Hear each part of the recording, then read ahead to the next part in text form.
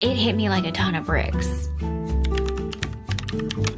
I don't know what I was thinking, and okay, I have to address the elephant in the room. Yeah, so I'm in a pickle, and we'll get to that shortly. But first, welcome back to my channel. Welcome if you're new here. So happy to have you. Yeah, so remember back in December when I did my January TBR and I was like, I'm gonna read Dune. And then I also said I was gonna read Eye of the World. Okay?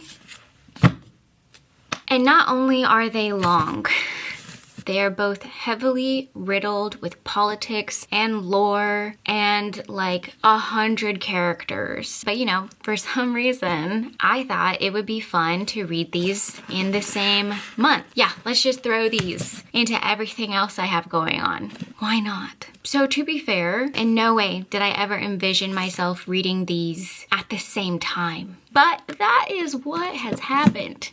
And January is over tomorrow. And do I want to start the year by not completing a goal that I set? Not really, no. I don't want to do that. I'm too determined. So the good news is I finished this bad boy yesterday. It was the longest audiobook, and all the kudos to Rosamund Pike. She did Trolloc voices, okay?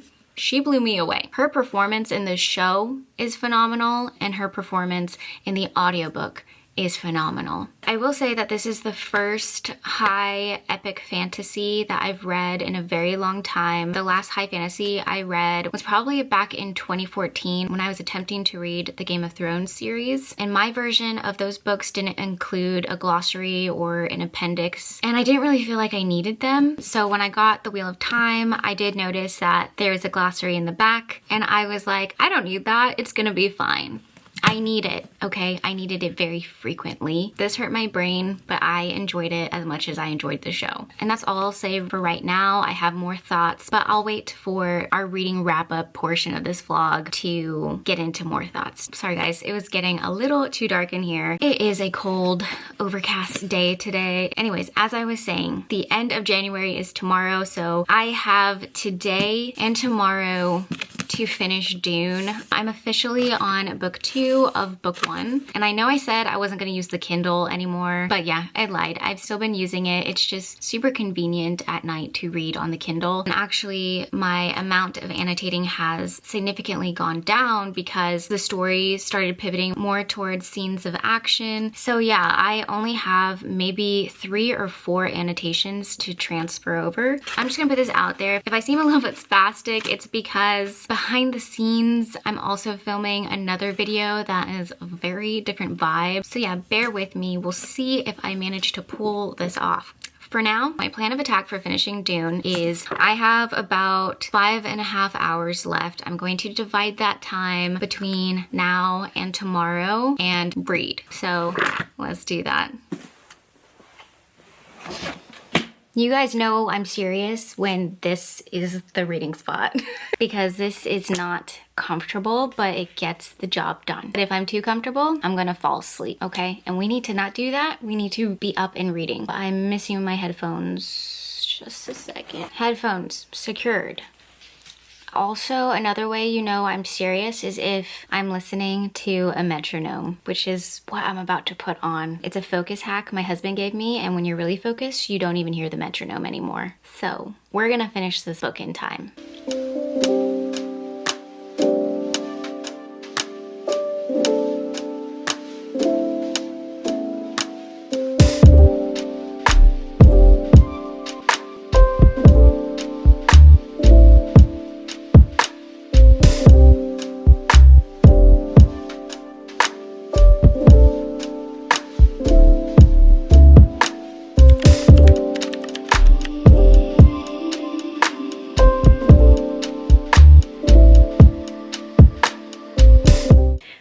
Sorry guys, my camera died, but I have good news. I dialed in and we are now 60% into Dune, which I'm really happy with. I'm just gonna buckle in for the rest of tonight and read until I pass out. I'm almost to book 3, which is The Prophet. I think I'm gonna make that my goal tonight, is to just read till I get to book 3. So hopefully tomorrow I only have like maybe 3 hours of reading to do and then we're done. So yeah, that's my plan for tonight. I don't think I'm gonna record my reading session for this bit because I'm just gonna be lying down with the Kindle. So I'll see y'all in the morning.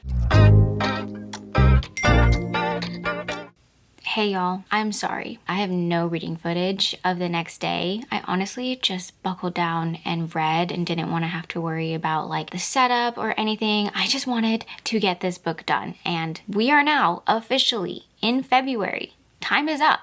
So, did I finish Dune? Did I accomplish what I set out to do in January? Am I a woman of my own word? Yes, I did, and yes, I am. Raise your hand if you read Dune.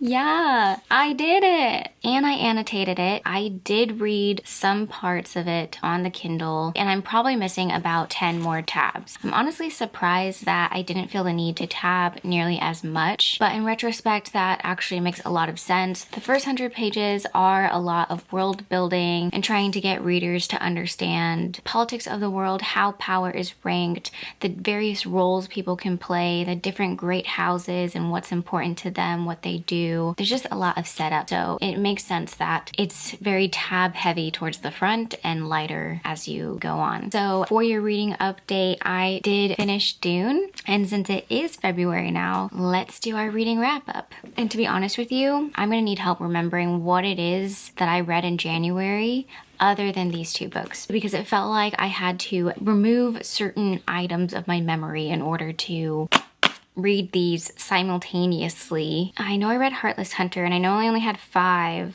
so I'm just going to quickly look at my Fable to jog my memory. Oh yes, okay. Ta-da! Now I don't know if you are like me, it just scratches my brain when I actually look at all the pages. Yeah.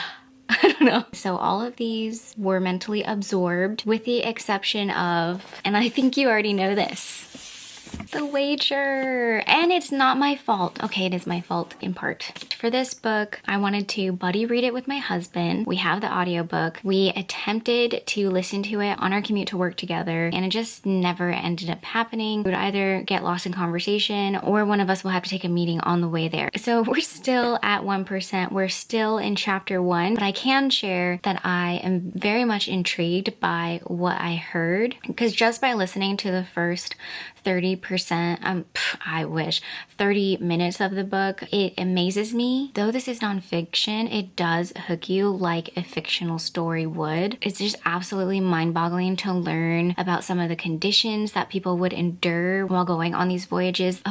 The sheer conditions of the boats, the sicknesses that people would get, and just the dire straits that these sea companies would have to go through in order to fill up their roster of sailors to go on a voyage, because absolutely nobody wants to do that. But yeah, just in the first 30 minutes of reading it, my husband and I were discussing the differences in hardships that people faced in the 1700s versus now, and it's really easy to forget what hardship looked like centuries ago. And this is all just from the first 30 minutes of listening to this book, okay? And I already have that much to say about it. So unfortunately we did not finish this book, but not because we weren't interested. It's just when you're trying to buddy read with somebody, you don't want to leave them in the dust, you know? Hey, sometimes life happens and it's, you know, important to be flexible when you're buddy reading, okay? The very first book that I did complete in January was A Curse for True Love. This is the last book of the Once Upon a Broken Heart trilogy by Stephanie Garber. It is a 5-star series for me. I'm open to to having any discussions over why Jax eats those apples, and I have my own ideas around it, and I kind of like that she didn't definitively spell out the reason for us. It gave fans of this book a reason to communicate and deliberate over the significance of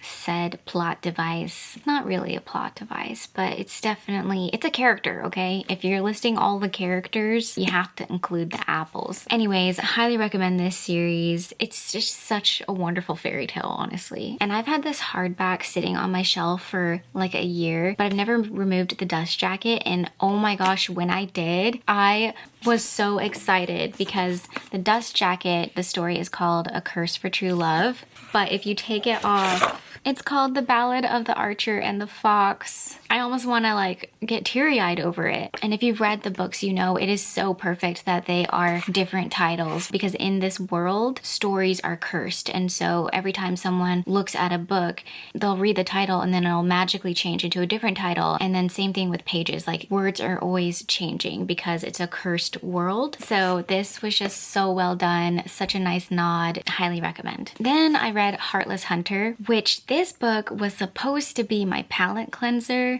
between The Wheel of Time and Dune. But it just didn't end up that way, and boy did I pay for it. We'll get into that shortly. The Heartless Hunter was very, very fun. I didn't see the plot twist coming. It was a story that had me hooked from start to finish. There wasn't anything that felt like any filler. The pacing was great. It is a tale about a witch and a witch hunter, an enemies to lovers situation. The ending is so messy, so I definitely want to continue and finish the series with Rebel Witch. It's only a duology, so I just have one more book to read before I can say I completed the series, which is very nice. I wasn't completely obsessed with it though, so it doesn't have that 5-star feeling, but it is a solid 4-star. I am loving and yapping about this book when I can. I'm gonna need coffee for this one. The Wheel of Time and Dune. And I'm sorry if I'm being slightly annoying about this. Personally, I consider this a true feat, okay? I don't know what I was thinking at the beginning of January when I was like, yeah, I'll put those two books together in the same month, in my most chaotic, busiest month of the year. I'll do that. No, no, no! But it's fine. We managed to pull this off, and so I'm very proud of that. Okay, The Wheel of Time by Robert Jordan. Let me start off by saying that this is 4.5 stars. I love these characters. I love the world that he built. I can recognize certain nods that he made to The Lord of the Rings. Even when watching the show, you can see some parallels that it has with Tolkien's work, and that's not a complaint. That's not a criticism. I love that. Give me as much Tolkien-esque lore as possible. I love it. I eat it up. That's the best thing anyone could ever do in a fantasy for me. So that only made this book all the better. That being said, oh my god, there are so many characters. So many characters, and you're switching between different POVs. It's mostly Rand's, which makes sense, right? There are, of course, differences between the book and the show. It's been a while since I've seen season 1, so it is a little hard for me to speak specifically to the differences, but obviously a standout difference is the thing that happens with Perrin's wife does not happen, okay? At least not in here. And the Gleeman, Tom Marilyn, is different in the book. There are aspects of him that they leaned more into in the show. So it was very interesting to see a different side of his character in this book. And okay, I have to address the elephant in the room. Y'all know, based on my tier ranking for 2025, I'm coming from the world of romantasy. Primarily female authors, men written by women. So to read any kind of romance that occurred in this book. Toto, I have a feeling we're not in Kansas anymore. Reading the romantic parts, if you could call it that, there was one romantic, like very, it got me. in the heart. The romance compared to what I'm used to in fantasy is incredibly different. It hit me like a ton of bricks. The romance is like maybe 0.5% and so subtle that when the big revelation happened between these two characters, I was like, wait, when did they even fall in love? What do you mean y'all love each other? Like, when did that happen? And it turns out it was like happening in the background, and I was supposed to surmise that this romantic relationship was going on based off of a compliment about wayfinding and one of them leaving their Aes Sedai to go look for this other person. Those two things should have told me they're in love. And so when I finally got to the scene where those two characters are talking about their relationship, they're confessing their love, and then they're breaking up, and I'm like, but when did this even happen? And I would have really loved to see that come together because it's such an interesting dynamic. I mean, that's not supposed to happen. So then I thought, did I miss something? Was I just reading and did I like dissociate for some reason while I was reading? Was I just not that focused? So then I browsed the Wheel of Time community forums, but nope, I'm good. My experience seems to be the average reaction of people reading this book and that scene, but it was a standout reaction. So I just felt like it's worth mentioning, especially because based off of what I've seen in the forums, this is one of the parts that most people talk about. Also, the way this ended is a little bit different from how the show depicted the ending, but you know, I obviously don't want to give away the ending of season 1 or the ending of this book, so it's really hard to talk about, but I'll just point out that they are different. Both are very good. We'll leave it at that. 4.5 stars. Okay, Dune, also 4.5 stars. And if you're shocked by that, it's just because I just didn't get that 5-star feeling. Didn't feel like I had to tear this book away from me in order to put it down. To be fair, it could be because I was reading The Wheel of Time simultaneously, and so there's a lot of characters and storylines and different worlds and politics to keep track of in The Wheel of Time alone, and Dune's got just as much. Actually, Dune has more. So I found it pretty difficult to read Dune for long sittings. I needed to take some brain breaks to digest and make sure that I'm actually following the story and what is going on and appreciating it like I intended to. And what I can say is that Frank Herbert, I have received the Bene Gesserit as a love letter to the female psyche. He elevated female characters by leaning into natural feminine strengths, which I so appreciate, because it wasn't like he made his female characters strong by pouring into them like masculine characteristics and that's what makes them strong. Like, no, they're strong by honing into their feminine psyche, and I felt surprisingly understood and at moments appreciated for the way the female mind works, and he understood those differences and turned them into this mind power, which is remarkable. I loved Jessica's point of view and her mind and heart being at war with each other, because everything is calculated. Everything is based in strategy, but she still experiences that love as a mother and as a wife. So Jessica as a character has rooted herself as one of the strongest characters that I've ever read in literature. Now, I'm saying that, but I've only read book 1. There are many books in the Dune universe, so she could turn out to be an absolute monster. I have no idea, but for her character in Dune, the first book, she is notable. Now, there are some major differences between the book and the first 2 films. It's been a while since I've watched either of them. I do want to revisit them now that I've read book 1, which, if you don't know, book 1 does cover the first 2 movies. But from what I can remember, differences aside, I do think the movies did a good job at dropping you in the same place. Paul's sister is a huge gap, so I'm interested to see how they're going to weave her into the movies since they took her out of major scenes that happened in the book. I'm very curious to see how the movies are going to portray Channy's character, because at the end of Dune 2, it definitely looked like Channy, Zendaya's character, was like, oh, you're just gonna do that now? Like, you betrayed me? But Chani in the book, her reaction is very different. Fade Ralpha, also very different in the book. I liked the two different versions of them though. And I'm really happy to have two different mediums to appreciate this story. It's not a situation where you read the book and then you automatically hate the film and you just like trash on it. Without even reading the book, I was so engrossed in both films. For both of them, I left the theaters wanting more. I loved how the second film only elevates the first film. This is not an easy story to tell, and it's not an easy world to replicate. So all the kudos to Denis Villeneuve. Those movies are extraordinary. That is my reading wrap up. My January TBR had 5 books. I was able to complete 4 out of the 5. I'm very happy with that. 2 of them are on my 26 for 26 reads. Both of them were pretty challenging, so I'm thrilled I can cross them off my list. Now, as for February's TBR, because I exerted so much brain power reading these 2 books at once, I don't recommend, don't do that. Don't do that. I now want to reward and treat myself with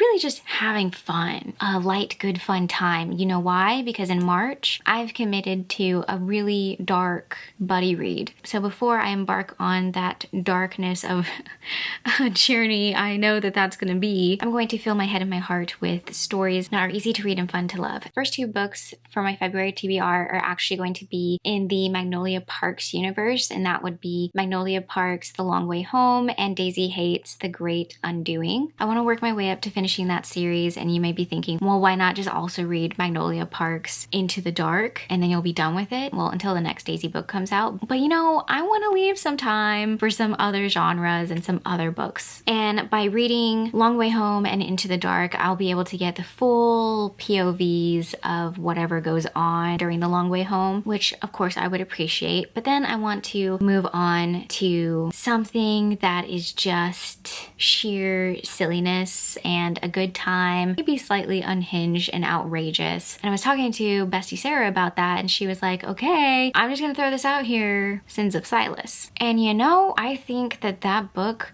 fits that whole description perfectly. I don't know what goes on, and I know I said Lies of Lena was not for me, which is book 1 of this series, but everyone who has read that series always talks about Sins of Silas, so it might be one where you just have to get through the first book, and then the second book is really where it's at. So I'm gonna find out, because it did leave off in a very crazy way, and coming from The Wheel of Time and Dune, my brain is so open and ready to read something like Sins of Silas. So welcome to the list. So that would be 3 books. Oh, okay, for this one, I know nothing about it. I was browsing on Kindle Unlimited last night and stumbled upon a review that had me immediately click download now. And I'm gonna leave it at that. I'm gonna go in blind. So here's the review that had me downloading this book instantly. Let me know if you also would have pushed the download button. I am just a curious creature, so I'm going to find out what that review is all about and report back. My 5th book for February is going to be the 3rd book in the Trial of the Sun Queen series, because talking about that book and my tier ranking just jogged my memory of how much fun I've had with that series. And also, you know, like I just want to double check that we're sure about this love interest, because I feel differently. And I'm not talking about, what's his face? The sun god. I don't care about him. The character I'm talking about starts with a G. And am I crazy? Am I the only one that feels this way? Probably, but this has never happened to me before. Anyways, those books are a fun time, a great way to escape and laugh and just enjoy yourself. So because February is a short month, I'm gonna keep it at 5 books and emotionally prepare for March. So there you have it, my January wrap up and February TBR. Thank you so much for watching, guys. Bye.